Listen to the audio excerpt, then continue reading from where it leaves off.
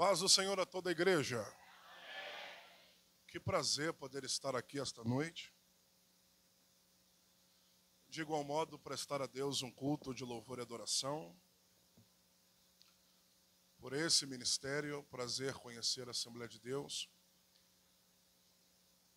Afonso, Cláudio, na pessoa do nosso querido pastor Luiz Hermes, e toda essa equipe ministerial que Deus tem concedido esta noite.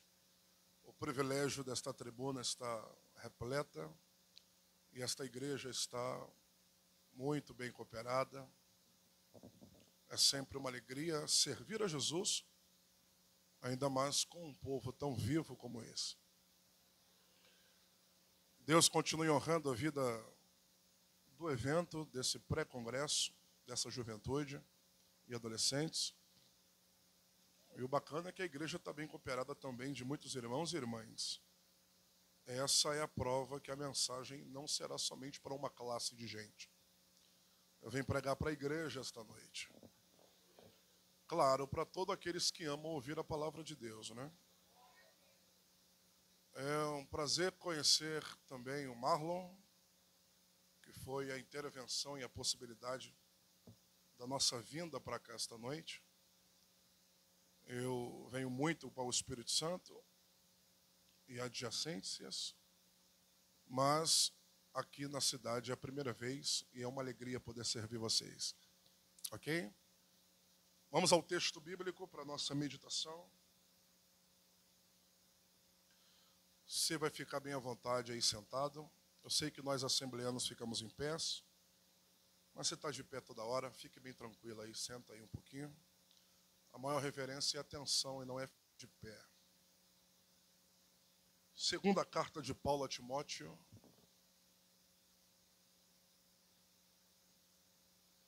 capítulo de número 4.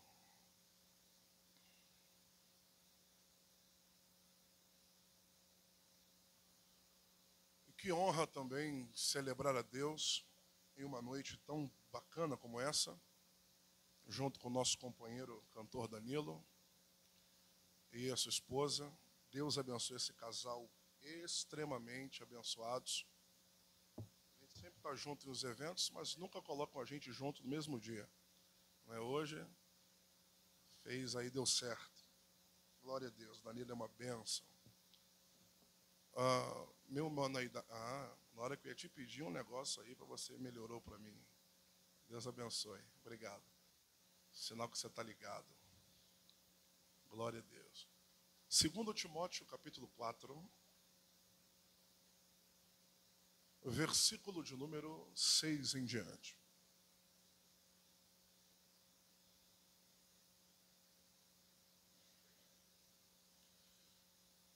Enquanto você localiza o texto citado, gente, a gente vem caminhando bastante por essa semana.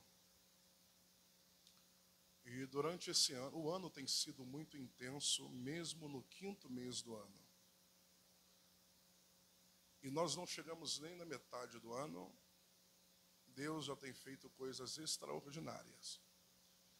E uma delas é conseguir lançar mais um livro de nossa autoria. Glória a Deus, obrigado. Lançar mais um livro de nossa autoria, dos 7 que eu consegui escrever, desses 20 anos como pregador. Esse ano eu lancei mais um tema que é o título Vencendo o Mal do Século. E quinta-feira eu cheguei, pastor Luiz, de Londres, e a ideia que eu tinha é o seguinte: o povo já gosta bastante através da internet, através dos vídeos. Eu vou levar outros temas, né, para servir a igreja melhor. Esses 17 dias que eu fiquei na Europa, rodando alguns países, depois que eu fui perceber que esse tema é um tema tão propício para os dias atuais, que alguns livros sobraram. Eu tive que vender em Portugal, que foi a última estada minha, porque tanto na Suíça quanto na Inglaterra, os países mais frios da Europa, o povo comprou esse livro com tanta propriedade. Depois eu fui perceber que é o tema central do ano E não é só do Brasil, mas do mundo, vem sendo o mal do século. Isso aqui eu trato sobre a depressão, a ansiedade e o estresse. E é sempre dentro da medicina, da psicologia e da teologia bíblica. É claro que no meio de uma multidão, uma pequena multidão como essa, 50%, 60% gosta de ler e acredito que do restante, não sendo fiel à contabilidade, mas o restante lê o que gosta e é desapercebido. Eu quero garantir a você uma coisa muito importante. Levando esse material, você não está levando só um livro de um pregador. Mas, na minha opinião, nós temos pouquíssimos assuntos, à luz da Bíblia, que trata sobre a depressão e a ansiedade dentro das nossas igrejas e dentro de uma argumentação teológica. Aí as pessoas que sofrem desse mal chamam a depressão de demônio, chamam a ansiedade de demônio, e, na verdade, depressão e ansiedade não é espiritual, é psicossomáticos. Então, são doenças emocionais. As pessoas que não conhecem assunto expulsam o que é para tratar. E na hora de tratar, em vez de expulsar, quer tratar. E na hora de tratar, quer expulsar. Então, depressão se cura, não se expulsa. Então, é um assunto muito importante. Pastor, eu não tenho, então eu não consigo comprar. Na verdade, esse livro não é para quem tem, é para quem quer continuar não tendo. Né? Então, eu tenho pouquíssimos materiais. Como eu disse, são 7 materiais. E eu devo ter ali 30 exemplares desse ali atrás. E serão 30 materiais de extrema importância para você. No final do culto, se você achar por bem, eu estarei ali. Tem um obreiro muito abençoado, que já fez ali toda a dinâmica para mim. Vai me auxiliar no final colocando um stander para mim ali fora. E eu quero poder receber você. Ok? Pastor, eu não vou comprar para mim, mas se for eu vou dar para alguém. Faz o que você quiser. Mas era bom você ler, dar um feedback, porque é uma leitura muito abençoada. Se um dia Deus me trouxer aqui, eu trago os outros temas para vocês. Ok? Vamos ao texto. Segunda carta de Paulo a Timóteo, capítulo 4. Nós vamos ler o parágrafo 6º em diante.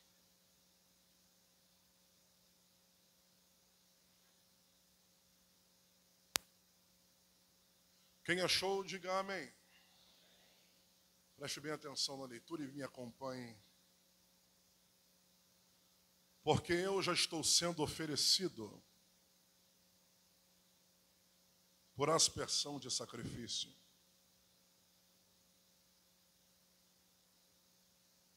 E o tempo da minha partida está próximo. Combati o bom combate. Terminei a carreira, mas guardei a fé. Desde agora, a coroa da justiça me está guardada, na qual o Senhor o justo, na qual o Senhor o juiz me dará naquele dia.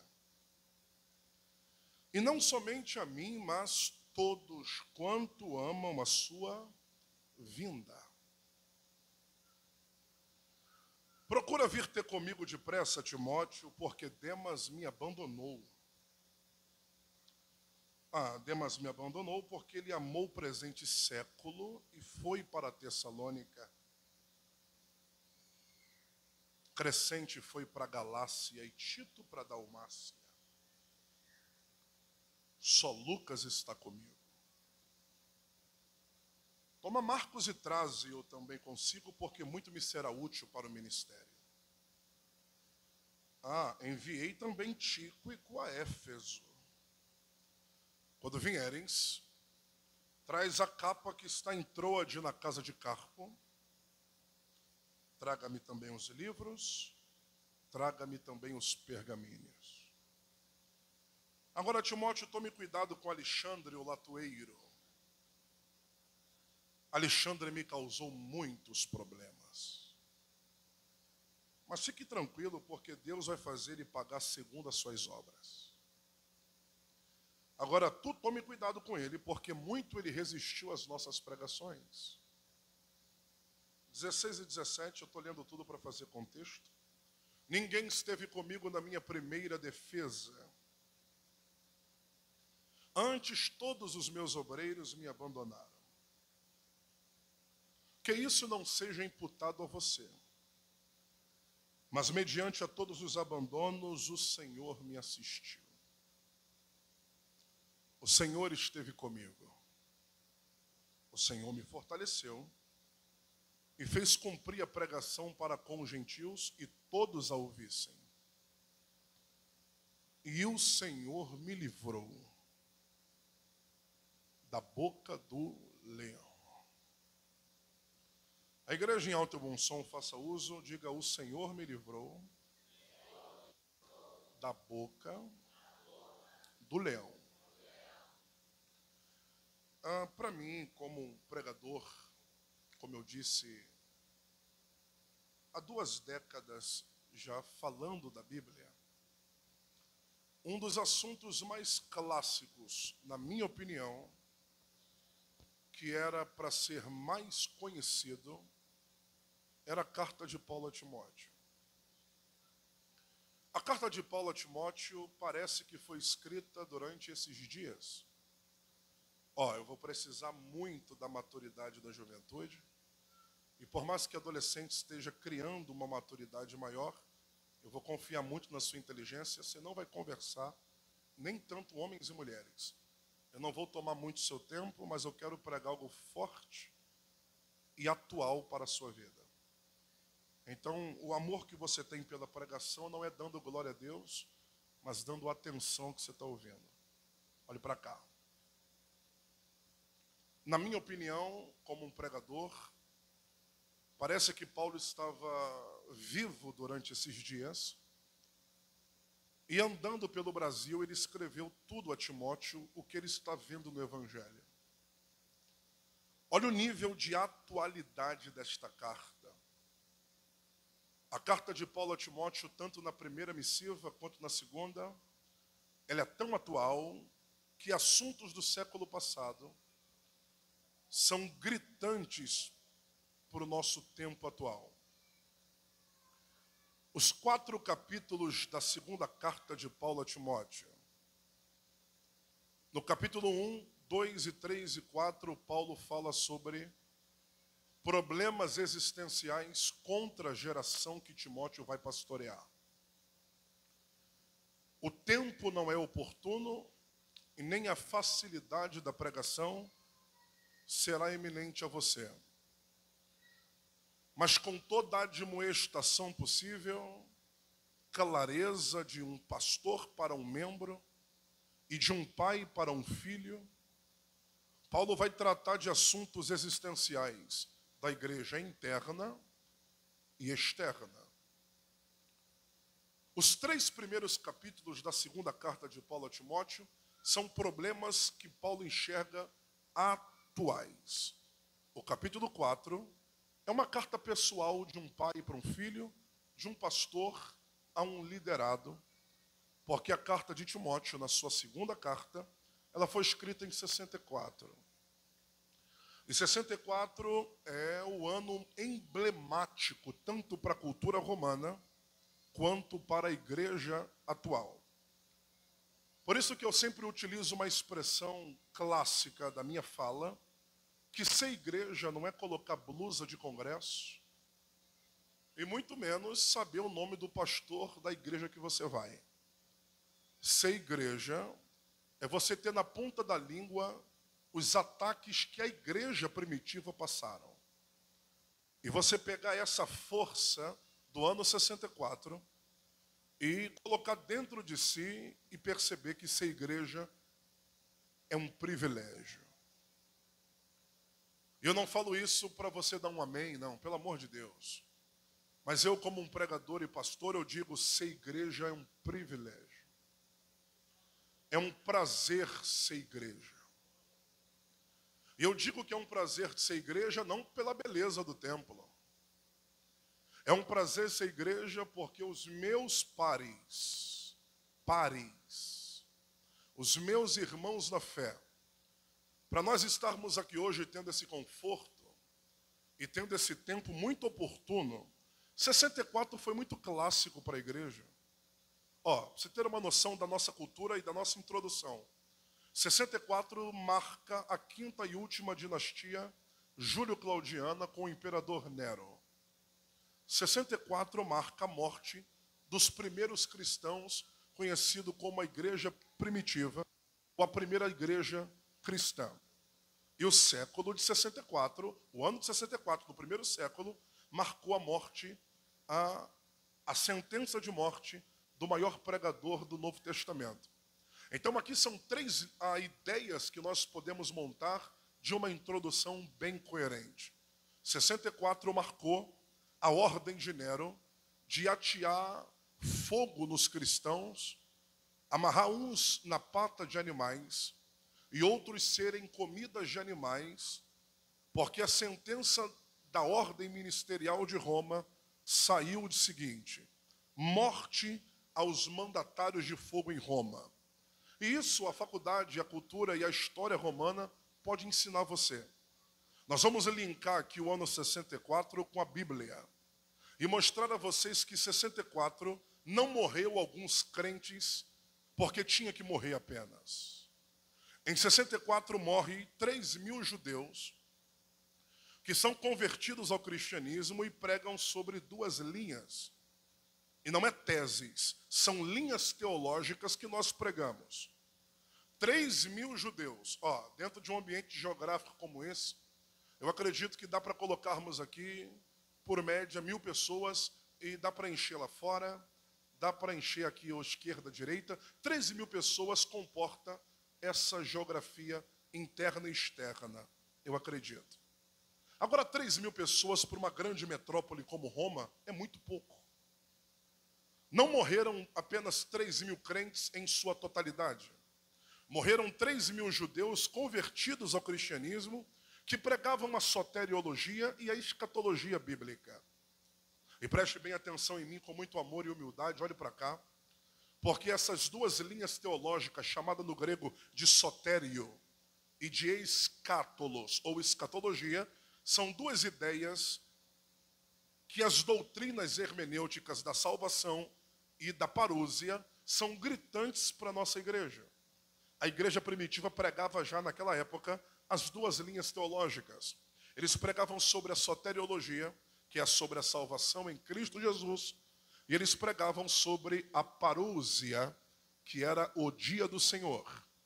Então Nero se sentiu incomodado pelo crescimento da igreja. Atenção, porque Nero faz parte da quinta e última dinastia. E a dinastia júlio-claudiana começa com Otávio Augustus, Tibérios, Calígula, Cláudio e Nero. São 5 imperadores que corroboram a linha do ano 12 até o ano 68, quando Nero morre. Em 64, Nero já é o último imperador porque não tem filhos. Nero é filho de Agripina, casada com Cláudio. Cláudio não é pai de Nero. Mas como o Cláudio perdeu o filho em 53, Agripina empurra Nero para ser o sucessor de Cláudio, mesmo sendo seu padrasto. Nero assume o trono com 16 anos, a mesma idade do seu tio Calígula, irmão de Agripina, o terceiro imperador de Roma, da dinastia, claro. Nero começou o império muito bem. Segundo a história, Nero assumiu o império liderando a parte militar de Roma. Vamos lá, senhores. Vai valer muito a pena a parte inteligente da mensagem. Olhe para cá. Nero faz parte de uma ideia militar de Roma muito poderosa. Nero também deu muito certo na área política. Então, aquele jovem imponente, cheio de ideais, deu muito certo na mentalidade de Roma.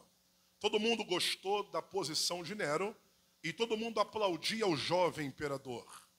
Só que, passando-se o tempo, a psicologia traz uma clara evidência sobre o caráter de Nero, e a psicologia diz que Nero tem um caráter megalomaníaco. Lidar com gente megalomaníaca, segundo a psicologia, é um problema, porque todo megalomaníaco se sente Deus. E quando você não trata a gente que se acha Deus como Deus, ele fica chateado. Nero acha que é um Deus e pode predominar em cima de Roma. Mas nenhum imperador, por mais habilidoso que seja, nenhum imperador é maior do que a nação e a capital. Nero deu muito certo nos primeiros anos em Roma, mas ele não é maior do que Roma. Então a sua vaidade, soberba e prepotência causou o seu raciocínio lógico dizendo: se deu certo muito novo, eu sou o novo Deus de Roma. Então Nero queria pintar Roma porque ele tinha alguns gostos pessoais. Nero ele era músico, tocava flauta, ele gostava de artes cênicas e de cores. E ele queria pintar Roma colocando Roma do seu quarto ou da sua casa. O pedido de Nero foi negado e Nero ficou chateado com o pedido, ao ponto de mandar atear fogo nos paredões de Roma. Ora, Roma pega fogo durante 9 dias.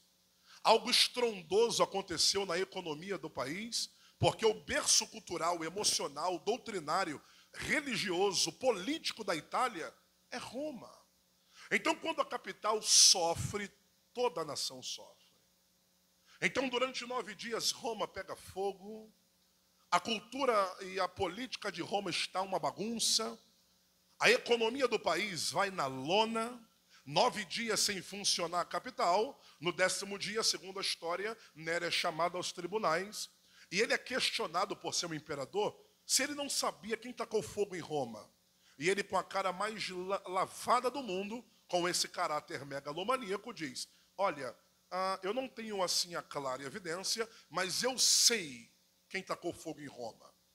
Ora, Nero, se você sabe quem tacou fogo em Roma, diga-nos, porque a sentença não será prisão. Quem foi o mandatário do fogo de Roma, a sentença será morte. Nero achou a brecha e entendeu que os 3.000 crentes que glorificavam a Cristo em Roma era uma ameaça. Então eles diziam, ele disse ao Senado e a toda a política de Roma, quem tacou fogo em Roma foi os pequenos cristãos que estão morando aqui, que são 3.000 judeus convertidos ao cristianismo. E como é que você tem a prova que são eles? É porque eles pregam sobre uma doutrina, é claro, Nero não sabe porque ele não é espiritual, mas a igreja pregava, que até hoje pregamos, sobre a escatologia, chamada no grego de parousia, que é o dia do Senhor. E também a raiz da palavra harpatizo, que é arrancar a força. Então, o harpatizo é a doutrina da escatologia, arrebatamento. Nós seremos harpatizo, arrebatados, quando Cristo vier arrebatar a igreja, e quem ficar será queimado em chamas de... Olha como é que Nero é sagaz. Ele pegou a parte final da doutrina, quem ficar será queimado. Então ele pegou essa deixa e diz, quem tacou fogo em Roma foram os cristãos. Pronto. Ninguém ouviu a igreja, ninguém chamou a igreja aos tribunais. Ninguém perguntou se é mentira ou verdade. Montaram o cerco, mataram os nossos irmãos por ser crentes fiéis, doutrinários, originais, e eles morreram sem ter feito nada. Participe comigo e tenha prazer. Eles morreram sem ter feito nada. Ora, pastor, parece injustiça. Cadê Deus que não defende a sua própria igreja? É até esquisito responder isso, cadê Deus que não defende a igreja? Só que uma das linhas mais teológicas de Paulo, que ele defendeu na Brit Hadashat, que é o Novo Testamento, uma das linhas mais poderosas que Paulo defendeu na sua teologia bíblica e cristã, é a justificação pela fé. E nem sempre Deus justifica batendo, e nem sempre a defesa de Deus é tremendo a terra. Sabe por que Deus não defendeu a igreja que morreu em nome dele sem ter feito nada? Porque a morte do fiel é Deus sendo glorificado. Aprenda a doutrina e participe com muita graça, eu repito. A morte de um justo é tristeza no inferno, mas é felicidade na glória. Até por um cristão morrer, Deus foi glorificado. E por que Deus não protegeu a igreja? É porque era necessário os fiéis irem ao fogo. Em 64, Nero colocou a cara lavada e diz, morte aos cristãos, matar a igreja. Pronto, matando 3.000 crentes, matamos essa raça que não vai se proliferar. Oh, como eu queria que Nero estivesse aqui no culto hoje para eu responder algumas coisas para ele.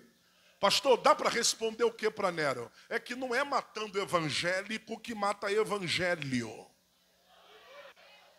Ai, ai, ai, eu repito, eu estou aqui para isso, vamos lá. Não é matando o crente que mata o cristianismo. Pastor, se matou 3.000, da onde proliferou o restante? Vamos aprender mais da história.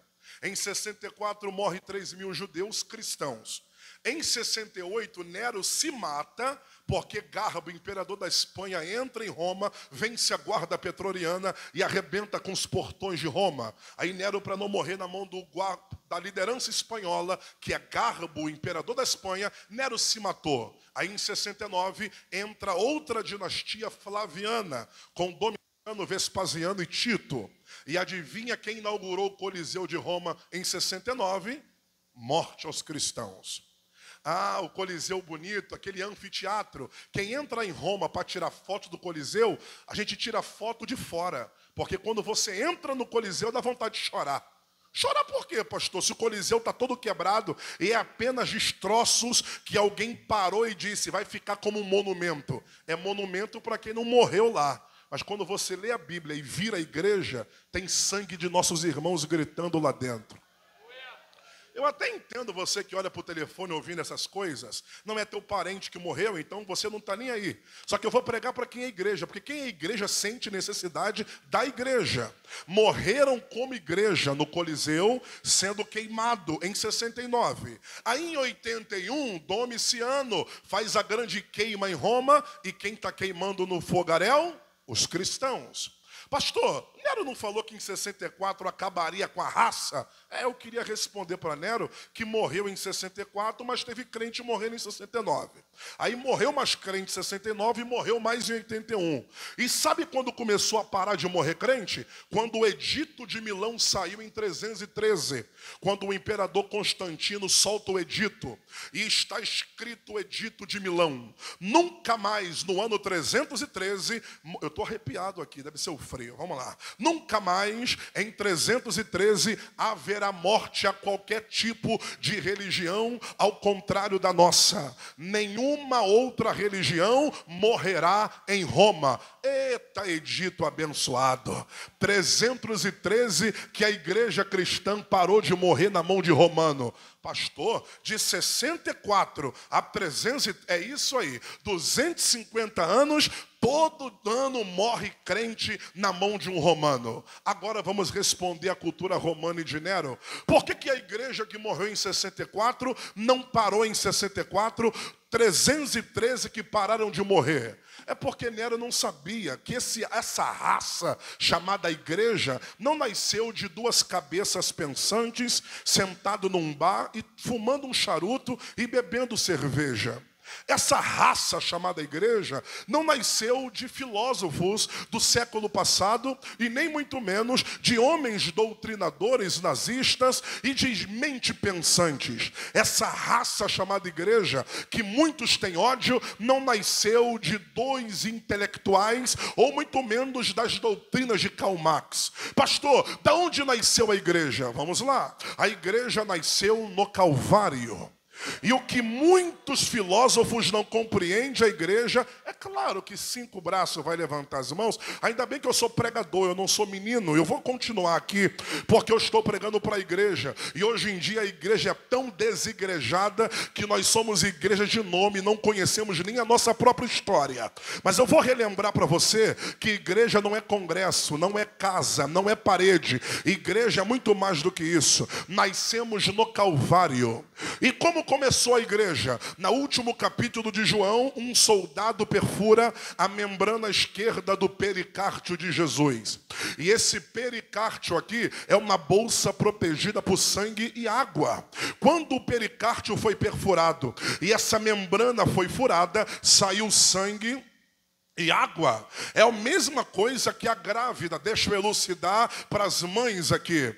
Deixa eu elucidar essa introdução. Quando a mãe está prestes a dar à luz, o primeiro assunto ante a gravidez, ante ao parto, é a bolsa estourar. A bolsa estourando, quem está perto da grávida liga para o parente mais próximo e diz, corre para o hospital, eu acho que vai nascer daqui a pouco. Como é que você sabe? É porque a bolsa rompeu e saiu sangue e água, porque sangue e água é prenúncio de nascimento. Quando perfuraram Jesus a membrana esquerda e atingiu o pericárdio, nascia a igreja de Mateus 16, 18. Olha que bênção pregar para quem funciona. Vamos lá, nascia a igreja de Mateus 16, e eu vou fazer uma exegese de Mateus 16, 18, para você dar um amém com mais clareza. Olha aqui que Mateus 16 diz, esta é a minha igreja. E nem as portas do inferno, nem, vamos pegar a palavra nem para fazer a interpretação, se nem as portas do inferno prevalecerá contra a igreja, quem é Nero para parar a igreja, quem é Vespasiano para parar a igreja, quem é liderança romana para parar a igreja, quem é queima de Coliseu romano para parar a igreja, vamos ser mais atuais, quem é nazismo para parar a igreja, quem é Karl Marx para parar a igreja, quem é comunismo para parar a igreja, vamos ser mais atuais, quem é o Covid para parar a igreja, quem é gripe suína para parar a igreja, não tem esquerda, não tem direita, não tem Bolsonaro, não tem Lula, não tem doutrinadores, não tem Donald Trump, não tem Estados Unidos, não tem América do Brasil, não tem América do Sul, não tem ninguém que para a igreja. Tá. Tem um dia que alguém vai parar, sabe quando? Quando a trombeta tocar e o pai gritar, inde bendito de meu pai, para o reino que vos preparado. E enquanto a trombeta não toca, a igreja está triunfante, a igreja está marchando, a igreja está caminhando, e já diz aquilo que Salomão escreveu para sua tão amada esposa, Cantares 2, 8 e 9, 10, 11, 12, eis aí a voz do meu amado, o meu amado vem andando, reluzindo sobre os outeiros, o meu amado diz, formosa minha e vem, porque eis que passou o inverno, a chuva cessou e se foi, aparecem as flores no campo, e o tempo de cantar chegou. Vai chegar o dia que nós cantaremos aquele hino célebre, o tempo de cantar chegou. Enquanto o nosso tempo não chega, pastor, meu tempo chegou, meu carro veio, meu casamento veio, minha casa veio. Tu acha que esse é o tempo de Deus para você? Isso aí é benefício da fidelidade. O melhor tempo de Deus é quando o Pai voltar e arrebatar a igreja. Aí sim viveremos Que pena, viu? Que pena. Olhar para você e ver você do mesmo jeito. Sabe o que é melhor? É porque nós somos viciados em colocar temas de culto. Ano do melhor de Deus. Você está enganado que bens terrenos é o melhor de Deus. Você está enganado que riquezas da terra é o melhor de Deus. Você acha que Deus tem melhor no dinheiro? Você acha que o melhor de Deus é uma casa? Você acha que o melhor de Deus é um casamento? Você está enganado. O melhor veio, o melhor morreu e o melhor voltará. Aí quando ele voltar, você vai saber o que é o melhor. Eu quero que você receba com clareza esta doutrina ao teu coração. Nós estamos na última hora da igreja, e enquanto a trombeta não tocar, pode odiar com a raiva que quiser, ninguém para o barulho da igreja na cidade. Se os políticos estiverem conosco, amém. E se tiver contra, amém do mesmo jeito.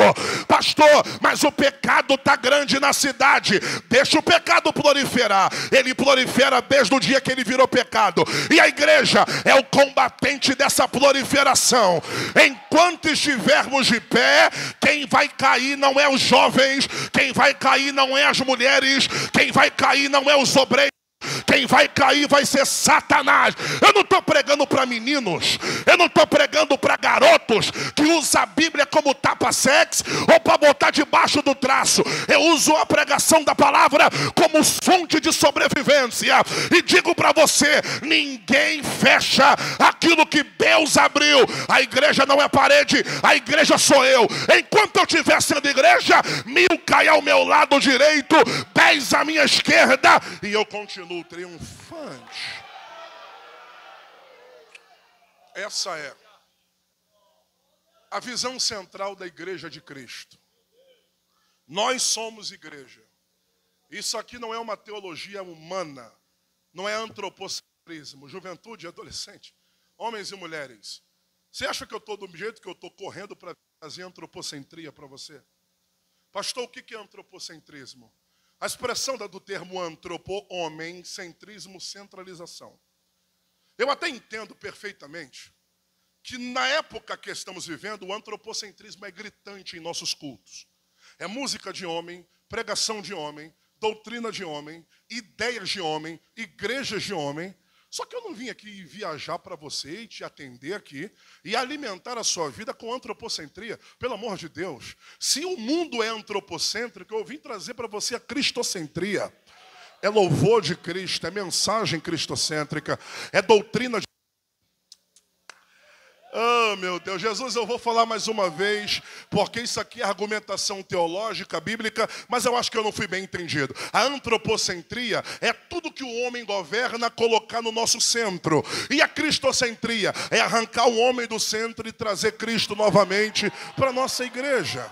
Glória a Deus. Chega de dizer que a vizinha vai morrer. É ano de dizer que Jesus vai voltar.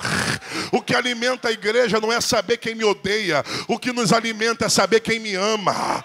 Glória a Deus. O que alimenta essa juventude não é dizer inferno, inferno. O inferno existe. Mas o que alimenta a nossa esperança é que breve verei o meu Jesus. Aleluia. E eu vim profetizar antes de começar a pregar. Não perca a essência de igreja. Eu sei, a política é coisa boa, bem usada. A internet é coisa boa, bem usada. A tecnologia é coisa boa, bem usada. Mas a nossa essência não é nada que é terreno. A nossa essência é celestial. E enquanto eu estou pregando aqui, Deus está me levando a continuar a pregar à igreja sobre os segredos da volta dele. Eu não faço parte da geração que vai viver o melhor nessa terra. Sabe o que é isso? Enquanto eu estou aqui, eu vou viver. Mas enquanto o trombeta toca, eu largo meu carro, eu deixo a minha casa, e eu e a minha casa subiremos para encontrar com aquele que me chamou. Quem está comigo aí, diga glória a Deus. Quem ainda aguarda a volta de Jesus, diga amém. Então vamos continuar a nossa introdução para a gente já pregar. Porque 64 foi marcante para a igreja. Pastor, compreendi a doutrina de Nero para a igreja. Em 64 foi marcante para os dois. Ok.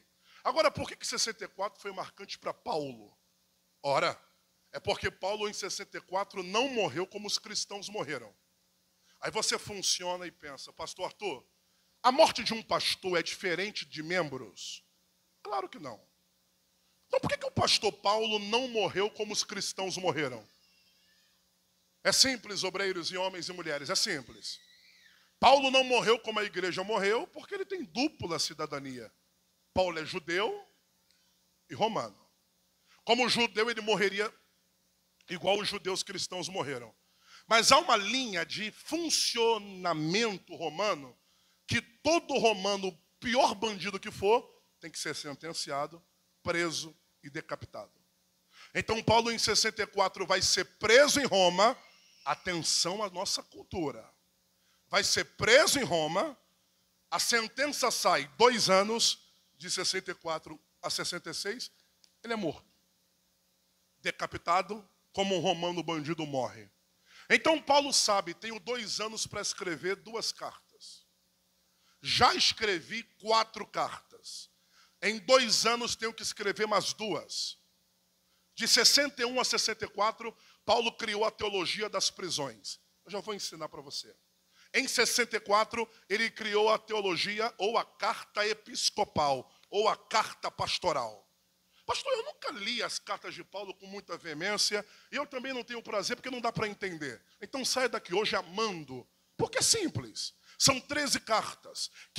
Eu quero ler cartas escatológicas. É fácil? 1º e 2º Tessalonicenses. Quero ler cartas pastorais. Tito, 1º e 2º Timóteo. Quero ler cartas das prisões. Filipenses, Colossenses, Filemão e Efésios. Diga glória a Deus aí, irmão. Sistematicamente, você acabou de aprender uma doutrina hermenêutica das cartas de Paulo. Diga aleluia. Pô, pastor, é porque eu não aprendi muito bem. Tudo bem, chega em casa, você lê. Porque são 13 cartas. Tudo que você quiser tem. Não, porque eu gosto de Salmo 23. Opa, eu também amo. Mas as cartas estão ali, é para isso, é para gritar para a igreja. Toda a Bíblia é poderosa por si só, de ponta a ponta. Mas por que nós gostamos de coisas antigas que não vivemos mais? As cartas são gritantes para o nosso tempo. E tem gente que nunca abriu a carta de Tito para ler. Nunca abriu Filemão para ler. Ah, pastor, tem uns nomes estranhos. Não, Paulo escreveu para a igreja. Nós, como igreja, tem que comer isso aqui com arroz e feijão e farinha. Porque doutrinas cristãs gritantes para a igreja estão nas cartas de Paulo. Pastor, isso aqui é um pré-congresso de jovem. Opa, e quem disse que jovem não pode ser bom de Bíblia? Daqui a pouco a gente dá glória, eu já vou começar, mas vamos lá. Vocês têm que aprender o que é carta de Paulo. É gritante para o nosso tempo. Por exemplo, essa é ou não é uma geração amante de si mesmo? É ou não é? Aí vem Paulo e escreve para Timóteo, cuidado com as pessoas que vão te ouvir pregar. Capítulo 3 da 2ª carta. Porque são homens e mulheres presunçosos, amantes de si mesmo e que amam mais a si do que a mim. E outra, vão criar comichões nos ouvidos e não terão prazer de ouvir a sã doutrina. Ah não, essa carta é velha. Não, deve ser velha, né? Ou ou não é a nossa geração que perdemos o prazer da doutrina bíblica?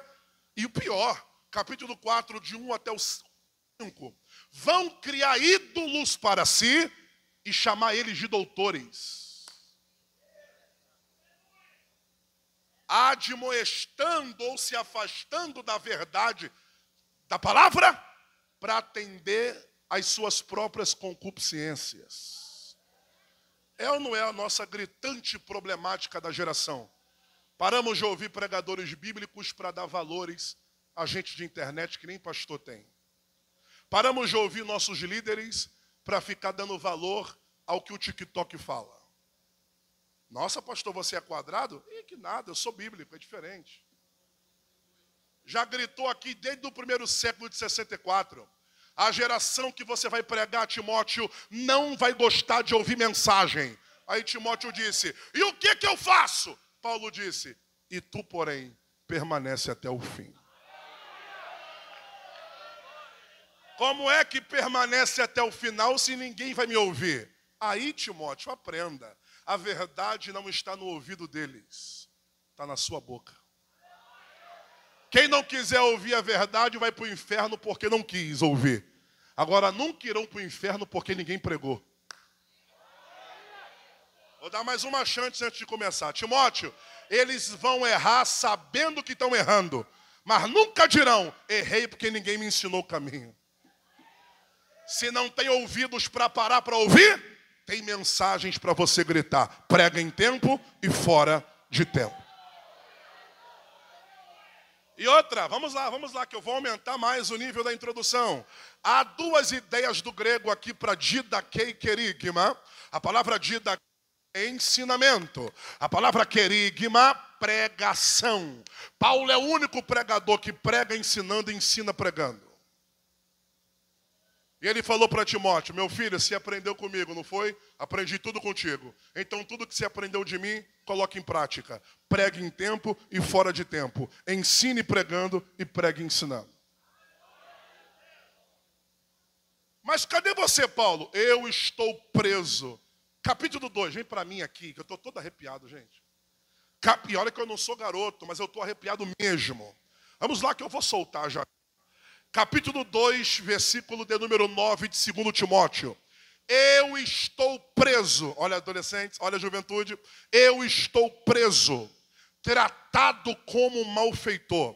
A introdução do texto e a mensagem introdutória, grande ou pequena, ela serve para te dar um norte de onde Deus quer te levar. Por isso que os primeiros minutos tem que ser de total atenção. Olha meu braço e olha a proposital fala minha. Capítulo 2, verso 9 de 2 Timóteo. Estou preso, Timóteo, tratado como um malfeitor. A palavra como aqui na interpretação do texto é: não sou malfeitor, mas estou sendo tratado como tal. E quem está te tratando como tal? Nero está achando que me prendendo acaba com a pregação. Ué, Paulo, e como é que funciona? Capítulo 2, versículo 9. Timóteo, vos escrevo, porque estou preso como um malfeitor, mas a pregação está solta. Como é que é, Paulo? Como é que é? Como é que é? Eu estou preso, mas ninguém prende a mensagem. Porque prender o pregador é uma coisa, prender a pregação é outra. Pastor Gadelha, é bacana essa frase. Não, não é frase não, é mensagem. Verso 9. A mensagem está livre. Tá, mas se está livre e o pregador está preso, quem prega? Aí começa a teologia das prisões. Paulo na cadeia, no ano 61 até o 64, escreve cartas. Filipenses, Colossenses, Filemão e Efésios. Está achando que me prendendo Deus não vai falar? Uma coisa é o homem preso, outra coisa é a carta indo. A mensagem vai chegar e ninguém para a mensagem. A primeira carta, vamos embora. A primeira carta que Paulo escreve é Filipenses. E Filipenses é conhecida no grego como a carta da alegria. Vem comigo, Assembleia de Deus. Filipenses, o nome dela é a carta da... Não, alegria tem que ser alegre mesmo. Vai, 1, 2, 3 e já. Qual é o nome da carta? Alegria. É, só meninas que falaram, cadê os homens? Estão tudo aí? 1, 2, 3 e já? Alegria. Pastor, Filipenses é a carta da alegria? É. E adivinha qual é a carta mais alegre da Bíblia? Escrita por um preso. Oh, ainda bem. Pastor, um preso escreveu uma carta alegre. É normal quem está solto mandar alegria para quem está preso. Eu nunca vi quem está preso mandar esperança para quem está solto. É, Paulo é o primeiro preso que é mais alegre do que quem está solto. E, vamos aprender, vamos dar glória na doutrina. Vai lá. Paulo é o único preso que está preso, mas está solto. E o povo está solto, mas está preso. E qual é a diferença? É que Paulo está preso no corpo e solto na mente. E o povo está preso na mente com o corpo livre. Quem é o mais preso aqui? Quem está livre aqui e preso aqui? Ou quem está preso aqui e livre aqui? O povo está livre, mas está com a mente presa. Paulo está preso, mas com o corpo preso, mas com a mente livre. Para você ter uma noção como é que ele está tão alegre na cadeia, porque a verdadeira alegria do cristão não é onde ele reside, é quem está sobre ele. Mais uma vez eu repito, a verdadeira felicidade de alguém não é onde ele mora, é quem mora junto com ele. Paulo gritou assim, ó, Filipenses, ó, pra você ver como é que a carta é a carta da alegria. Olha o capítulo 1, 2, 3 e 4. Vamos lá? Filipenses capítulo 1. Alegrai-vos no Senhor. Uau, 3 amém. Vamos para o capítulo 2 agora? Regozijai novamente. Opa, 10 amém. Pastor, o cara só fala de alegria? É que quando você só tem isso, você só fala disso. Capítulo 3 de Filipenses, versículo 1. Não me canso de escrever as mesmas coisas. Alegrai-vos no Senhor. Ei, pastor. Tá parecendo, é porque estou fazendo teologia cristã e eu estou fazendo aplicação exegética do texto. Se tu não der glória a Deus é porque você está sem fome mesmo, hein? Então vamos lá. Capítulo 4. Alguma hora esse cara vai murmurar, porque eu nunca vi um preso estar alegre. Ah, ele vai murmurar sim. Capítulo 4, verso 11, 12 e 13. Aprendi a contentar-me com o que tenho. Ah, vai me dizer que você está contente preso? Verso 12. Claro que estou. É porque eu já tive tudo e hoje não tenho nada. Já tive abundância e hoje eu estou na escassez. E por que na prova tu está dando glória? Verso 13. É porque eu tudo posso naquele que me for. Eita glória a Deus. Como é que é, cara? Eu tudo posso naquele que me fortalece. E o que significa estar fortalecido, preso? É que se eu tenho Cristo, eu já tenho tudo que eu preciso. Jesus é a minha suficiência. O meu corpo pode estar preso, mas se Ele está comigo, eu estou mais liberto do que nunca. Lá vai a profecia. A verdadeira felicidade não é encher a cara de cachaça. Verdadeira felicidade não é encher o corpo de drogas. Não é ter dinheiro na conta. A verdadeira felicidade é ter Jesus como suficiente Salvador da nossa... Não, eu me recuso a pedir para levantar a mão. Eu prefiro repetir a mensagem. E eu digo novamente, se eu tenho Cristo, não adianta Satanás me prometer um monte de coisa. Se dobrares e me adorar, eu te darei o melhor dessa terra.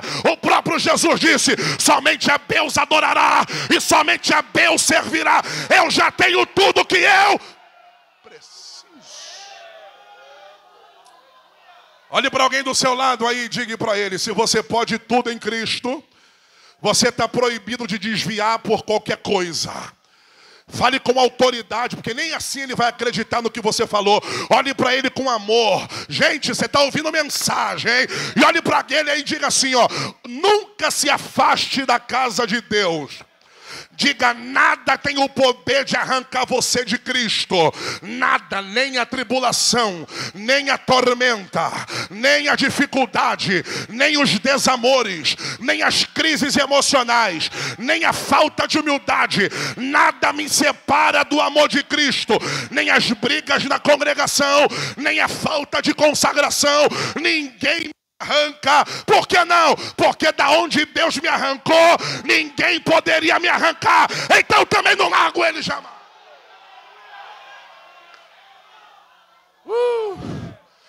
Só quem já viveu uma vida sem Deus sabe o que é viver uma vida com Deus e valorizar.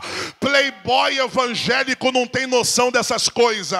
Patricinha gospel não tem noção disso.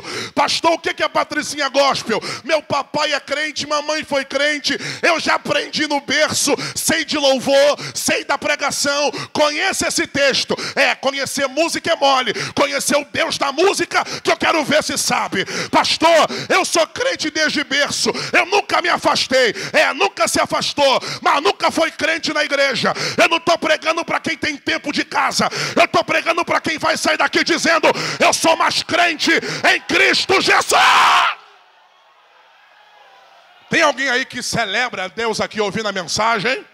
Tem alguém que adora Jesus ouvindo Bíblia aqui dentro? Não, hoje não tem vizinha vai morrer. Hoje não tem, o teu irmão vai ter que ver tua vitória. Hoje tem Jesus. Se glorificar em Jesus tem. Se ama Jesus, abre a boca. Ele é a suficiência da minha vida.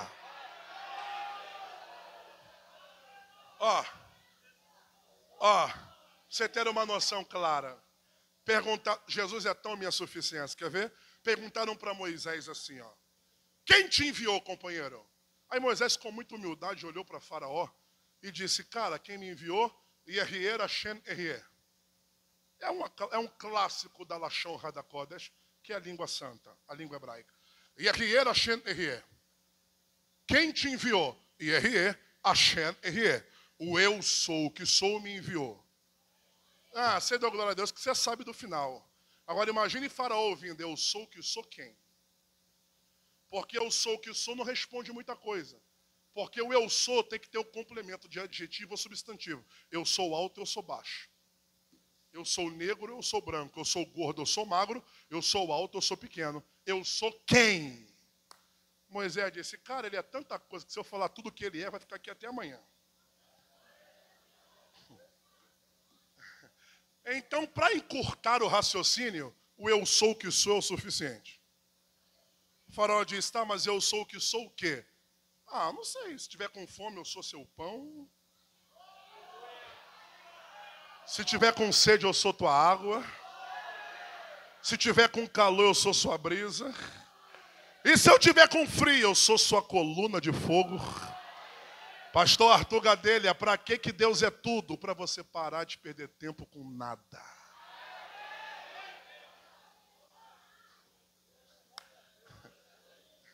Para que Deus é a minha suficiência? Para nada comportar o espaço que só Ele preenche. Isso, vai pregar para quem está comigo aí, vai. Tudo que te falta não é coisas, é Deus. Esse livro aqui eu falo sobre isso. Preciso casar. Calma, você não precisa casar não, você precisa de Deus. E o que eu preciso? Está nele. Ah, eu preciso de dinheiro. Não, você não precisa agora não, filho, você precisa de Deus. E o que eu preciso? Está nele. Eu entendo ser assustado, olho arregalado. Eu preciso de cura. Não, você precisa de Deus. E o que eu preciso? Está nele. Buscai primeiro o reino dele, e as demais vos serão. Tudo que eu quero não está no dinheiro, em homens e mulheres ou na terra. Está em quanto mais perto eu estou de Deus, mais perto eu estou do casamento, da porta, da cura, dos milagres. Glória a Deus. Gente. Você quer estar perto de político, você quer estar perto de modelo, de jogador, para tirar uma selfie com a cara fechada do teu lado e fazer pôster de artista. Eu quero estar perto de Deus, porque perto de Deus eu tudo que... Eu te entendo, você que não ficou sentado e não pulou da cadeira, mas se Davi estivesse aqui me ouvindo, Davi falaria, é verdade, Gadelha, eu escrevi Salmo 23, o Senhor é o meu pastor e nada me faltará. Se eu já tenho Deus, eu já tenho tudo. Se eu já tenho Deus, Satanás, abaixa essa proposta e esse prato, porque Deus não tem prato para mim, Deus tem banquete para mim. Eu não... Balance a mão de um querido aí, de uma jovem, e diga assim, ó, já tem Deus, você já tem tudo.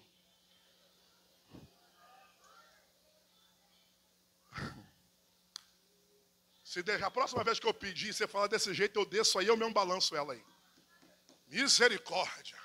Vai de novo, olhe para outra pessoa e diga assim, ó, já tem Deus, já tem tudo. Fala aí, pastores, já tem Deus, já tem tudo. Vai, fala aí, vai. Tem Deus, já tem tudo. Não, pastor, porque se você souber da minha guerra, você vai ver que eu preciso de muita coisa. É mesmo, sai da igreja e vai buscar as coisas da terra. Vai, larga a gravata, tira o terno, você não merece estar aqui não.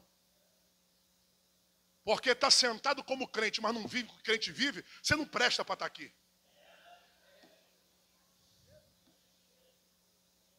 Você também não pode ler o que Paulo escreveu no capítulo 9 de 1 Coríntios. Nossa, pastor, que grosseria. Eu sou simples, imagine Paulo.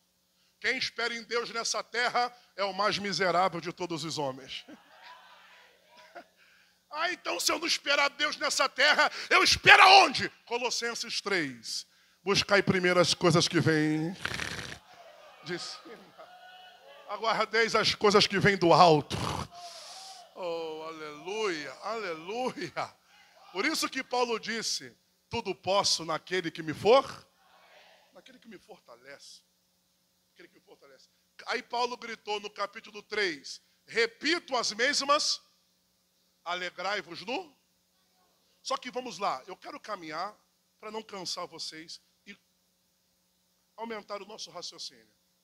Capítulo 3, se estiver me acompanhando, se quiser ouvir com atenção, 3 de Filipenses, verso 2. Cuidado com os cães. O cara começa no versículo 1 como, alegrai-vos no Senhor. E o versículo 2 é, cuidado com os cães. Ué, por que ele manda eu me alegrar primeiro para depois mandar eu ter cuidado com gente? É porque de primeira instância Paulo disse assim, ó, versículo 1, alegrai-vos. Versículo 2, cuidado com os maus obreiros. Cuidado com os falsos circuncisos. E cuidado com os cães. Pastor, interprete isso aí direito para mim, que eu tenho um cachorro em casa. E eu confio muito no profeta. É para matar o cachorro? Não, pelo amor de Deus, hein? Não seja doido. Porque a palavra cão aqui não é animal doméstico. Cão no grego elucida... Eu vou encerrar e deixar para a próxima. Vou encerrar essa. Pode entregar? O altar está mais ferido que o povo. Olha o povo. O altar está assim, ó. Vai, fala ou não, gente? Ah, fala logo, pastor. Fala logo não. Isso aqui é chorando no quarto para entregar para quem não tem fome. Por isso que eu pergunto, quer ou não quer? Vai? Isso aqui não é YouTube, não. Isso aqui é joelho. Por isso que eu pergunto, quem tem fome ou quem não tem? Porque para entregar para quem não tem, é melhor não entregar. Mas já que você falou que vai, então vamos embora. Cuidado com os cães. Opa, se cão não é cachorro, é o quê? É que cão no grego aqui, Paulo está elucidando contra os judaizantes. E quem é os judaizantes? São homens que são convertidos na antiga aliança, mas não se renovaram na nova aliança. São homens que vivem da dependência do pacto abraâmico de Gênesis 17. E só acreditam em alguém que é filho de Deus se circuncidar o prepúcio, o órgão genital, uma carne da glande, o órgão genital do bebê. Todo judeu é prepuciado. E esse prepúcio é cortar a carne fora e fazer o pacto da Brit Milá. Berit, aliança, Milá, carne. Então os judaizantes estão entrando na igreja de Filipos e estão perturbando os novos convertidos. Não adianta dar glória com a boca e não cortar a carne. Aí os judaizantes estão se metendo na igreja dos outros. Não adianta dar glória a Deus com a boca e não ter aliança com Deus. Ah, pastor, eles estão mandando cortar a carne, é bom. Bom para o século passado. Bom para Abraão em diante. Depois de Cristo, não é eu que corto a minha carne. Ué, é o que então? Jesus foi a última carne cortada no Calvário. E como é que eu chego perto de Deus? Filipenses 3, porque a circuncisão somos nós. Ah, irmão, pelo amor de Deus, vamos lá. E por que a circuncisão somos nós? Gênesis 17, para chegar perto de Deus e ter aliança com Deus, tem que cortar a carne. E hoje, para ter aliança com Deus, Filipenses 3, glorificar ao Pai em espírito. Adorar em verdade e não depender da carne. E quem está pregando ao contrário de nós? Tape os ouvidos para os judaizantes. Por que tapar os ouvidos para eles? Eles são santos. É, mas santo demais que não tem amor no coração é hipocrisia. Mas eles jejuam todo dia, mas não obedecem a Cristo, só passaram fome. Porque não adianta, o obedecer é melhor do que o sacrifício. Quem vive muito de sacrifício, mas não vive de obediência, você está passando fome achando que Deus vai te responder. Deus tem princípios. E o princípio da visão neotestamentária é obedecer a Cristo acima de tudo. Ah, Paulo, mas eles falaram que são judaizantes. Aí, versículo 5, eu não sei como é que chama aqui, mas no Rio de Janeiro, Paulo vai dar uma carteirada. Como é que é, pastor? Verso 5 de Filipenses 3. Paulo vai dar uma carteirada dizendo: já que vocês gostam de contar o currículo de vocês, que são judaizantes, que são teólogos e que são doutrinados desde o pacto abraâmico da circuncisão, a igreja é nova convertida, mas o pastor dela também é teólogo. Oxe, como assim, Paulo? Você também é igual a eles? Vamos ver se eu sou igual ou não. Verso 5. Aí ele vai contar quem ele era no passado. Não perde isso aqui não, hein? Olha, eu vou contar quem eu era no passado. Verso 5. Circuncidado ao 8º dia. Para que Paulo vai contar quem ele era? É para a igreja entender que quem está pregando para eles não é um qualquer. Quem tu era no passado? Circuncidado ao 8º dia. Sabe isso aí que eles querem falar de cortar a carne? Eu fui cortado a minha carne quando eu tinha 8 dias de nascido. Meu pai me pegou, depois de minha mãe desmamar, foi junto no Corban, que é o altar de sacrifício, junto com o Kohen Gadol, que é o sumo sacerdote, e cortou o meu prepúcio. Quem tu era? Da tribo de Benjamim. Opa, tu era de Benjamim? Sim, bem filho, Jamim direita. Eu fazia parte da mão direita de Deus. Sabe quem eu era no passado? Fariseu. E segundo a mitzvot, a lei, eu era fariseu e perseguidor da igreja. Vocês estão perseguindo a igreja que eu sou pastor. Deixa eu te contar um segredo. Eu também perseguia ela. E eu vou te contar, hein? Quem persegue essa igreja não termina bem, não. Porque vocês estão perseguindo a igreja, eu também persegui. Aí quando eu fui pensar que eu perseguia homens, bati de frente com o dono dela. E a palavra do dono dela falou: Saulo, Saulo, por que tu me persegue? Mas eu nunca te persegui. Perseguiu sim, porque quem persegue a minha igreja, tenta perseguir o dono dela. Aí, rapaz. Aí Paulo falou assim, ó: eu fui perseguidor da igreja. E enquanto a lei, eu era irrepreensível. Agora chega de contar meu passado. Vamos contar quem eu sou no meu presente. Capítulo 3, verso 7. Mas o que para mim, agora vem o cerne. O que para mim era lucro viver de passado, hoje me reputei em perder para Cristo. Não, pastor, não dei amém porque eu não entendi. O cara não é vitorioso, por que ele perdeu? É porque a verdadeira evangelização e o primeiro convertido não se ganha para perder, se perde para ganhar. A verdadeira conversão não me faz ganhar para perder. Primeiro eu perco para depois eu ganhar. O maior pregador depois de Jesus acabou de soltar uma nota teológica. Eu era o cara antes de Cristo. E depois que tu se converteu, o cara sumiu. E agora que sumiu, ficou o que aí? Já não vivo mais eu.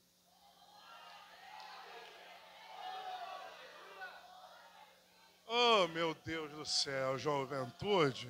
Agora não vivo mais, mas Cristo vive em...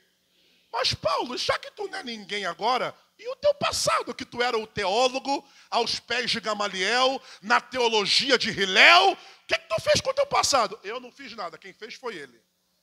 E o que ele fez? A primeira coisa que ele fez antes de mudar em mim, não foi mudar meu cabelo e nem minha roupa. A primeira coisa que o evangelho fez em mim foi tirar minha dependência do passado. Porque se eu tivesse preso no passado, qualquer errado que desse no meu presente, eu voltaria para o passado. E o que o evangelho fez? Quando eu me converti a Cristo, rasgou meu passado. E para que teu passado foi rasgado? Para você não querer mais olhar para trás. E agora, Paulo? Agora eu sou um perdedor. Mas no mundo você ganhava. Ganhava para perder. E no evangelho, eu sou um perdedor para ganhar. Pastor, eu continuo sem dar amém. Eu não vou ser um perdedor. Então continua sendo ímpio. Porque a primeira aparição de alguém que se converte é perder. Não concordo. Então eu te provo desde a hora que eu comecei e continuo na teologia bíblica. Crente não ganha, crente perde. Está repreendido, pregador pessimista. Eu sou vitorioso. Não, quem te faz ser vitorioso é os coach da internet. Quem se converte, primeiro você perde. Perca o quê? Mentira, egoísmo, jactância, mau caratismo, soberba. E o que eu vou ganhar? Salvação, santidade, graça, autoridade, vida. Levanta a mão não, filho, levanta a mão não. Só levanta quem acredita que tu perdeu tudo aqui dentro. O mundo te dá. Mas quando te toma, te deixa na lona. E o evangelho te toma. Mas quando te dá, é sem medida, recalcada, sacudida. Levante as tuas mãos comigo aí. Primeira vez que eu peço isso, né? Levante as duas mãos comigo. Eu vim pregar para uma geração que vai sair daqui dessa terra dizendo: eu te odeio, terra. Eu estou aqui, mas eu sou peregrino. Eu não dependo dessa terra para nada. Pastor, eu não dependo. Eu sou quem então? Salmo 20, verso 7. Eu não confio em carro e nem em cavalo. Vai quebrar pata e vai quebrar roda. E tu confia em quem? Eu levanto a cabeça e confio no Deus que fez o céu e que fez... 2, já tem 3 de pé aí. Eu vou pregar de novo.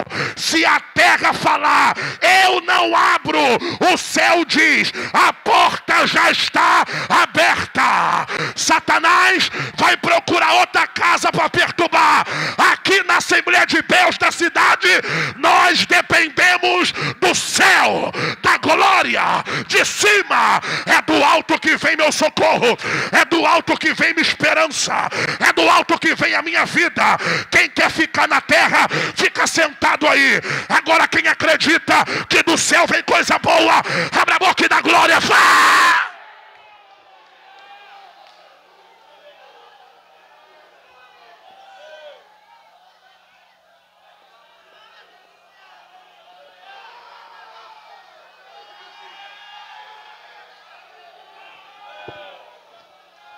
Quem já perdeu por Cristo aí? Quem já? Quem já perdeu por Cristo aí? Quem já? Quem já? Pastor, eu nunca perdi para Cristo. Então te prepara, porque essa semana você vai perder. Perder o quê, pastor? Vai perder tempo de resenha, vai perder tempo de brincadeira, vai perder tempo de carnalidade. O Pai está chamando para santificação. Quem quiser ficar na carne, que fica. Eu vou me entregar.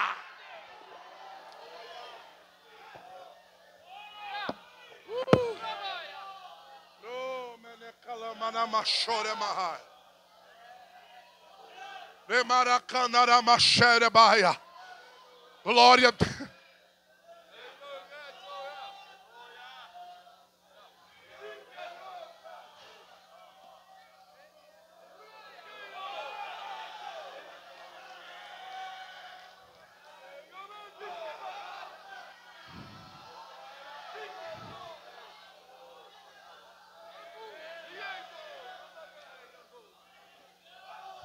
E sabe qual é o bacana, queridos? Sabe qual é o bacana, pastor? O que o diabo quer que nós entendamos. Quando você não era 100% com Deus, tua vida era melhor do que quando você está firme com Deus. Porque você na carne, desviado, você dava mais risada do que você orando e buscando. Deixa eu cavar tua alma aqui agora. Parece que é mais valioso você ser um crente sem compromisso do que você ter um compromisso com Deus. Porque quando você não tinha tanta entrega assim, tu também não vivia tantas guerras assim.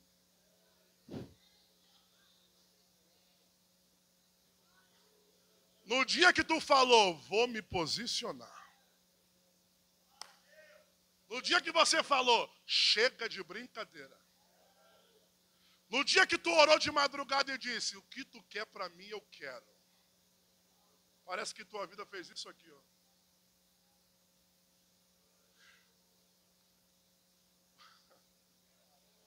Ô pastor Arthur, por que você entrou nessa área, pastor? Eu entrei nessa área para dizer para você que crente não ganha para perder. Crente perde para ganhar. É necessário que dê tudo errado para dar tudo certo. Não, você deu mole, porque isso aqui não é frase de efeito, isso aqui é efeito de mensagem. Eu vou repetir.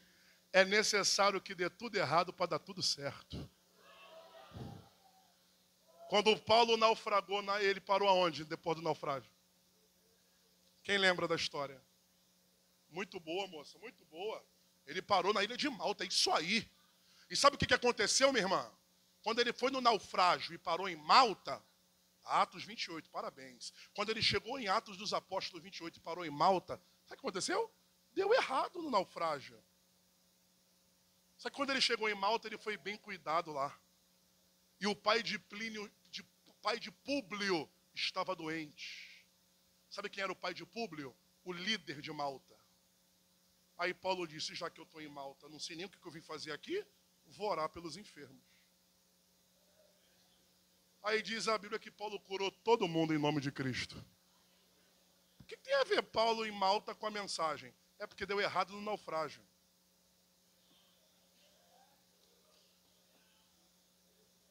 Mas deu certo em Malta para a vida de alguém. Porque se Paulo não naufraga, ele não ia para Malta, ele ia ser cobrado pelos romanos. Pegou aí, irmão? Então para que deu errado? Para ele ser útil para alguém em Malta. É necessário, eu não sei quem gosta, estou dando profundidade, é para pérolas e não é para porcos, não é para príncipe e princesa. É necessário quebrar para virar. É necessário dar errado no naufrágio para entrar em lugares que você diz, o que eu estou fazendo aqui? O que eu vim para essa cidade? O que eu vim fazer nessa igreja? Para que eu vim morar aqui? Para que eu vim trabalhar nessa empresa? Você não entendeu, mas depois que tu chegou... Eu só estou dizendo para você que o próprio Paulo gritou assim, ó, e essa breve e momentânea tribulação não se compara com a glória que há de se revelar. Já tem gente em lágrimas aqui, tem outros em línguas, e eu vou pregar para quem está me ouvindo. Essa breve e momentânea tribulação não se compara com o que está vindo por aí. E quando eu retornar aqui, você vai me gritar. Se eu demorar a voltar, você me chama no WhatsApp, no Instagram, ou peça meu número para... Para quê, pastor? Para dar o testemunho. E qual é o testemunho, pastor? O testemunho será: eu perdi, mas não me perdi. E aí, depois que Deus arrancou tudo de mim, Ele me deu na glória da segunda casa, sem medida, recalcada, sacou? É necessário, eu vim aqui profetizar. Juventude, o mundo faz tudo que é de ilícito, mas você vai perder a tua adolescência por amor a Cristo. Pastor, eu vou perder minha juventude, eu sou tão novo para ser crente. Perde agora para usufruir amanhã, porque o mundo vai sugar a tua idade, vai sugar a tua beleza e vai te deixar um caco. E o evangelho é igual Daniel. Daniel estava mais robusto comendo na mão de Deus do que comendo o manjar do rei. Recebe a palavra aí. Eu prefiro estar cuidado do que está sugado pelo diabo. Deus tem o melhor para te dar. Quem recebe esta palavra aqui? Alguém recebe esta palavra? Diga glória a Deus. Marca a próxima que eu volto para pregar, para começar a mensagem de Timóteo, que eu nem entrei em Timóteo ainda. Mas eu não vou segurar você porque não tem porquê. Mas eu quero perguntar, quem recebeu esta palavra, diga amém. Até onde eu consegui pregar? Nessas 1 hora que me deram bacana, gostei. Mas eu quero doutrinar você a seguinte: é necessário perder para você ganhar. Não, mas fique em paz que você não perdeu para o diabo. Você perdeu para Deus. Qual é a diferença de perder para o diabo? É que quem perde para o diabo fica sem nada. E quem perde para Deus, pastor, Deus sabe o que tira e sabe o que arranca. E tudo que Deus tirou, Ele vai devolver tudo em dobro para você. Fica de pé comigo, por favor, de pé. Escolhe alguém do seu lado aí, por favor. Escolhe alguém mais próximo de você.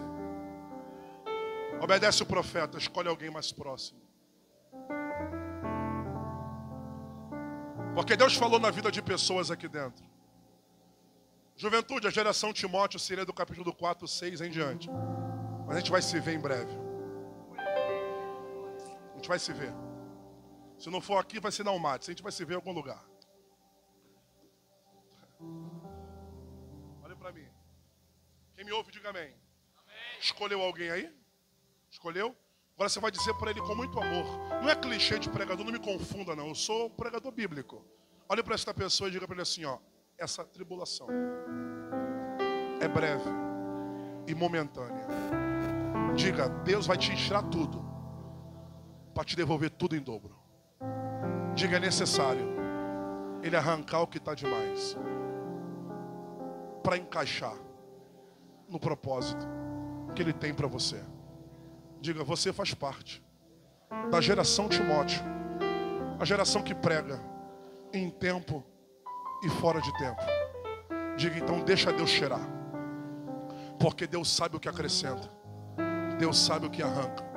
O mundo te dá para te tomar, Deus te toma para te dar muito mais do que tirou. Dá um abraço nesse querido aí e diga para ele assim, ó: vamos ser mais crente a partir de hoje, porque nós carregamos a pregação de Paulo, de Cristo na nossa boca.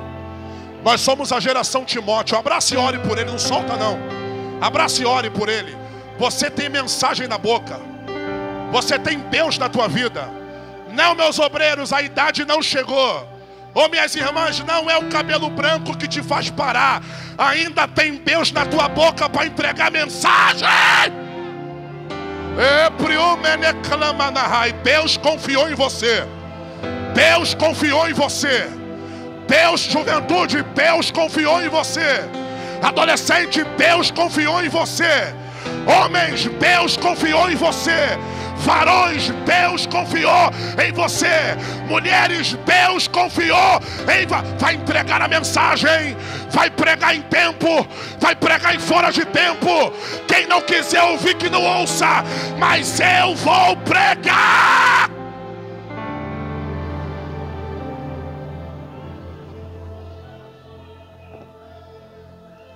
Ore comigo aí, vai, ore. Ore porque você não é um qualquer. Ore que você não é alguém do acaso. Ore com ele comigo, porque você não faz parte da geração da brincadeira. Quem quiser ser morto espiritual, que morre. Eu estou vivo e com mensagem na boca. Eu tenho Deus na vida e mensagem do Evangelho na minha boca. Glória a Deus. Deus conta com você. E se o diabo quiser se levantar, ele vai cair, porque a geração Timóteo está chegando. Ore comigo, ore por ele aí, ore. Tu és santo. Ore com esta pessoa, ore. Isso, chore mesmo. Tu és ore em línguas. Ore por ele, obreiros. Ore por ele, pregadores. Ore por ela aí, espiritual. Ore aí, jovens. Se faz necessária pra te descrever,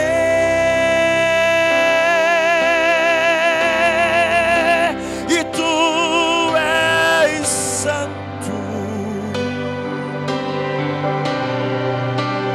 tu és santo, que outra palavra se faz necessária, Espírito Santo,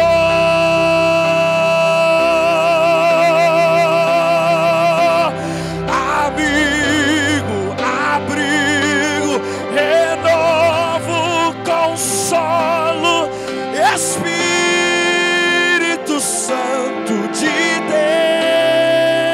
Deus, que fala comigo, que ora por mim com gemidos inexprimíveis, em todos os momentos vem me convencer que sou dependente de Deus.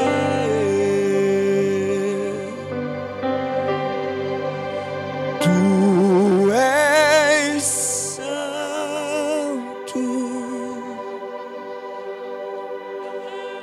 tu és santo. Ore em língua se você é batizado com o Espírito Santo, ore.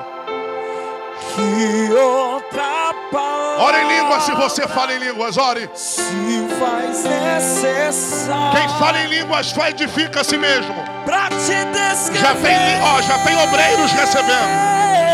Já tem homens de Deus tomados ali. Ore em línguas. Ore em línguas, mulheres. Ore em línguas, mulheres. Ore em línguas, homens. Fecha o olho, fecha. Fecha os olhos. Quem não é batizado, seja batizado agora. Vai.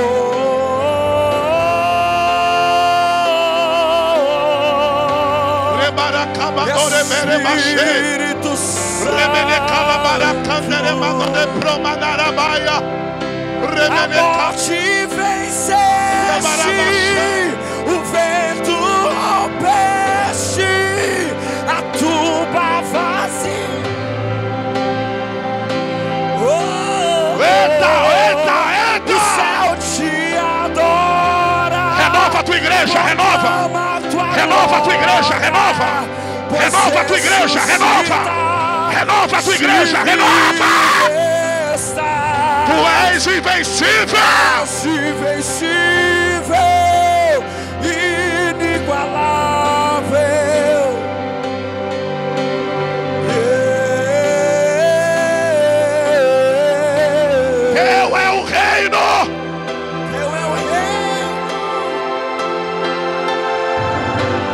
renovando adolescente. Deus está renovando jovens. Deus está renovando anciões. Ele é.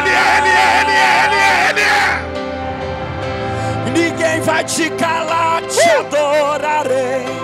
Está em teu DNA, te adorarei. Ainda que tirarem minha vida, quando chegar aí no céu, te adorarei. Ninguém vai me calar, te adorarei. Ninguém vai calar. Ainda que tirarem minha Ninguém vida, vai calar. ninguém vai me calar, te adorarei.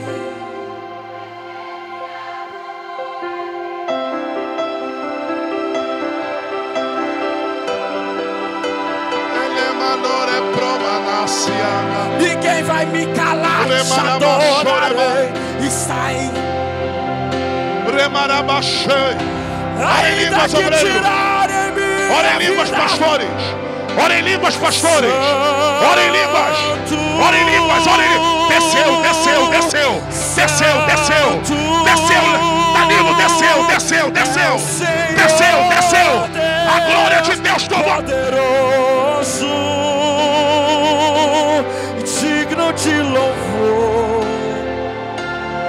digno de louvor, e tu és santo. Meu Deus, olha a casa tomada aí, ó.